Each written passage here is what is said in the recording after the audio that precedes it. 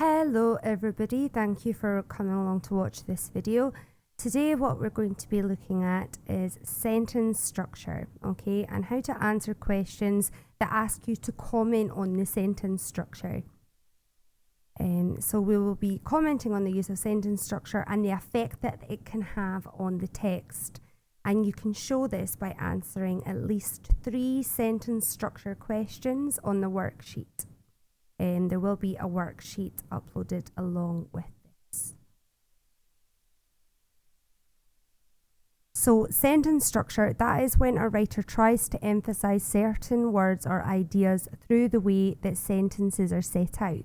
For example, you could have short sentences, or you could use colons, or there could be a list, etc. Okay, so sentence structure features, almost all sentence structure features are designed to create emphasis. In other words, to make a word or words stand out more, okay? So you could have short sentences in amongst lots of longer sentences. This would draw our attention and emphasize the words and ideas in that short sentence. You could have long sentences that often build up to a climax, okay, which draws our attention to and emphasize what's at the end of these long sentences, okay. You could have varied sentence length, and that's used to add emphasis to ideas, usually in the short sentences, okay. So if you have lots of long sentences and then in amongst that you have little short sentences, little short snappy sentences, you're going to pay attention to the words and ideas in those shorter sentences. Okay, so lists, they often draw our attention to what is actually being listed, often to emphasize how much of something that there is.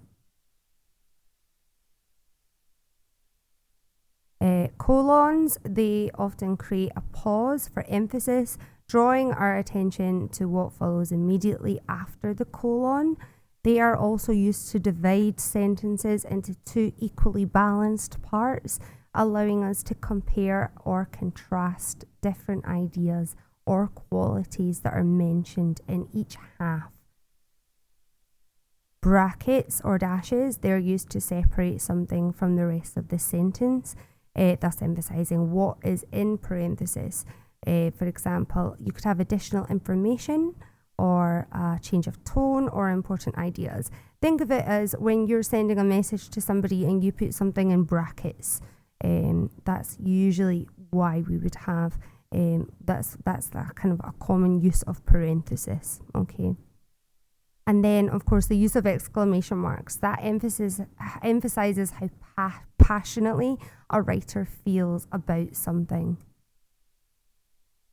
Now, sentence structure questions will usually ask you to identify unusual sentence structure features and explain which words or ideas are emphasized because of them, and then connect what is emphasized with the question, okay? So you're identifying any sort of unusual sentence structure features like commas or parentheses or exclamation marks, and then you're going to explain which words are emphasized because of those features, and then use that to answer the question, okay? So here's an example. How does a writer use sentence structure to reveal his concerns about the attitudes displayed towards immigrants? Okay, so it's a 4-mark question here. So you're obviously being asked to identify 2 different sentence structure features and then explain both of them, okay? Okay, now remember, you have to be specific, okay? Wordings of sentence structure questions, specific. Any question with the word sentence structure in it, that is going to be a sentence structure question, okay? But also look out for specific questions on the use of italics, repetition, word order, brackets, dashes, and parentheses. These are all sentence structure questions as well, okay? You might have general questions, okay? So show how does the writer's language, okay? Comment on the techniques used. You could treat all of these as sentence structure questions as well as treating it like other questions like word choice or whatever, okay? But you could treat these kind of questions at the bottom as sentence structure questions as well. So the question will usually ask you to start with a sentence identifying the feature and what is emphasized. Okay, this involves you quoting from the passage, so you should have a quote here. Then you should have a sentence explaining how what has been emphasized is connected to the main idea in the question.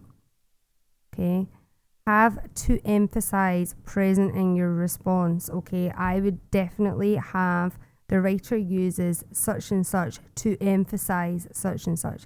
I think that's always a really good way to lay out your answer.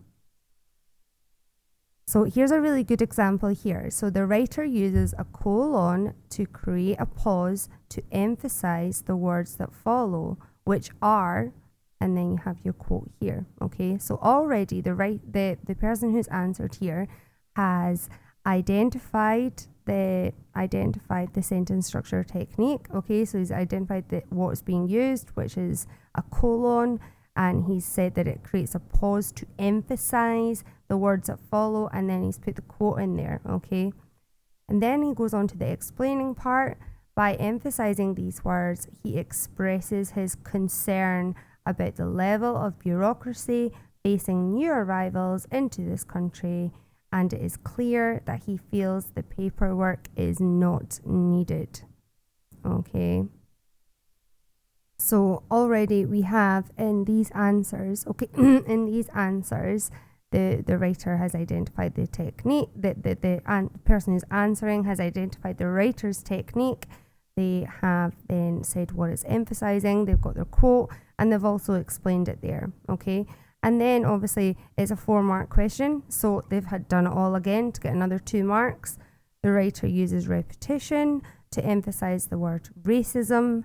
By emphasizing this word, it is clear that he is concerned about the prejudice being displayed against immigrants, which he feels are based on our intolerant attitude towards other cultures. So that is somebody who is given really, really good, strong answers there. Okay. Sorry, I did think that you'd seen the question, but here's the question here. So if you want to pause the video and have a little read of this, then you can certainly do that.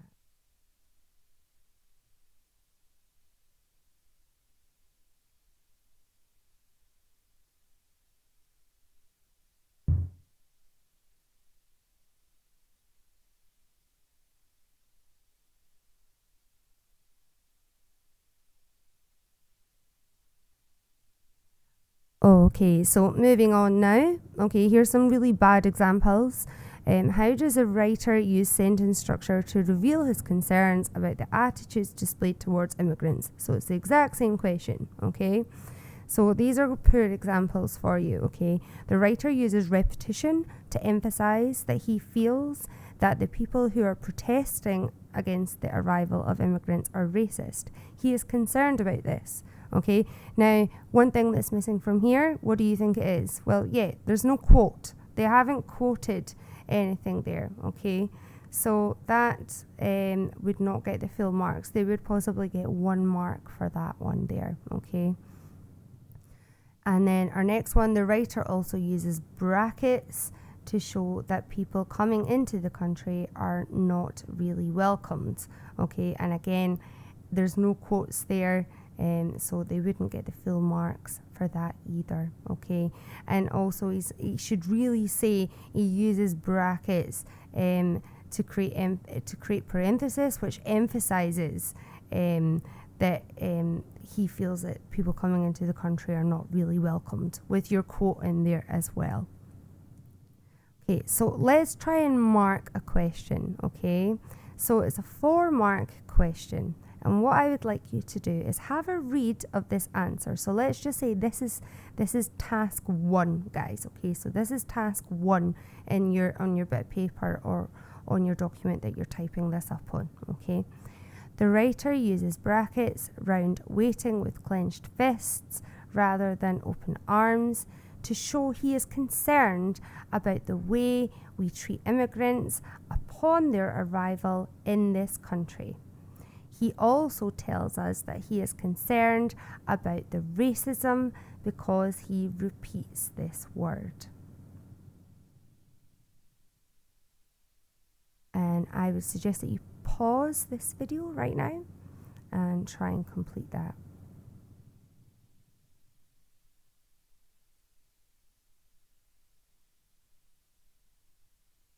Okay, so moving on now, what I am going to ask you to do is go onto the worksheet that's provided within this assignment and start practicing answering the sentence structure questions, okay?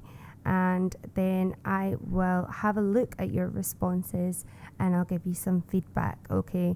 Remember guys, we have our FAQ session on a Friday, every single Friday, exact same time every Friday for half an hour.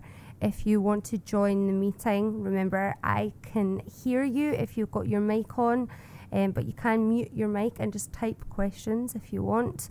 But I most definitely cannot see you. Your cameras are all disabled for your own privacy and security. But unfortunately, yes, you can see me. I don't know if that's a good thing or not. But yeah, you can see me and I can talk to you. But you can talk, but I can't see you. It's just up to you whether you want to have your mic on or your mic off. And if you don't need to stay for the full 30 minutes, if you just want to drop in and out, if you've just got one question. But sometimes it's useful to hang around and wait and see, because somebody might ask a question that you've not thought of, but it's actually really helpful for you as well. Okay. Thank you very much for tuning into this little video. I hope that it has helped you. And I look forward to seeing your responses. Take care and stay safe. Bye.